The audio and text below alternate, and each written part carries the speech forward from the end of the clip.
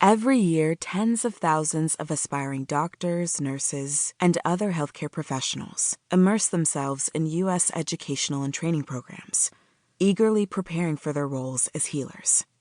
In Pennsylvania in the 1980s, Rosalind Kaplan was one of them. And like many others, she was sometimes shocked by the emotional impact of the trauma she encountered. Gunshot wounds, stabbings, failed resuscitations. She vividly recalls one night as a resident on the hematology-oncology service when an elderly, extremely weak patient receiving chemotherapy experienced a massive gastrointestinal bleed. She had to perform CPR on him as he was bleeding out in the radiology suite. He died alone, on a cold metal table, and I started imagining what that would be like, she said. Kaplan showed up to morning rounds in blood and stool-coated scrubs, and when she began telling the attending physician what had happened, she started to cry.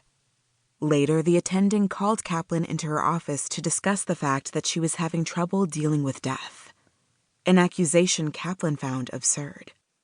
If I hadn't been upset, I would have thought that was a much bigger problem, she said. For medical students and residents, traumatic patient encounters begin during long, grueling days of training. 4 years of medical school, traditionally including 2 years of clinical work, followed by 3 to 7 years of residency.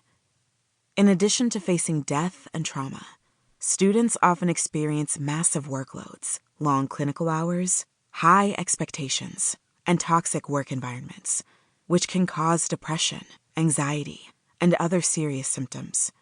Meanwhile, they have little opportunity to process traumatic outcomes, to engage in self-care, or sometimes even to sleep.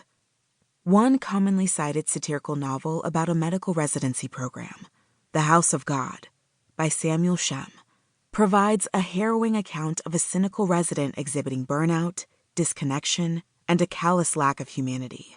Its narrator embraces a sexist and ageist gaze, referring to a female administrator as a large-breasted adolescent, and to elderly patients as GOMERs, an acronym for Get Out of My Emergency Room.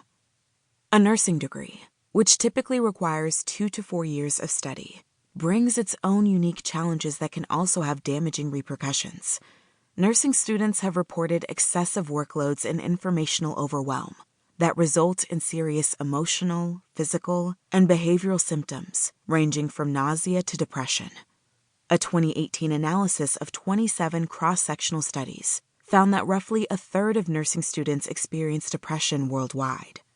In the clinical setting, students commonly experience performance anxiety, as well as feelings of inadequacy and a lack of confidence in decision-making.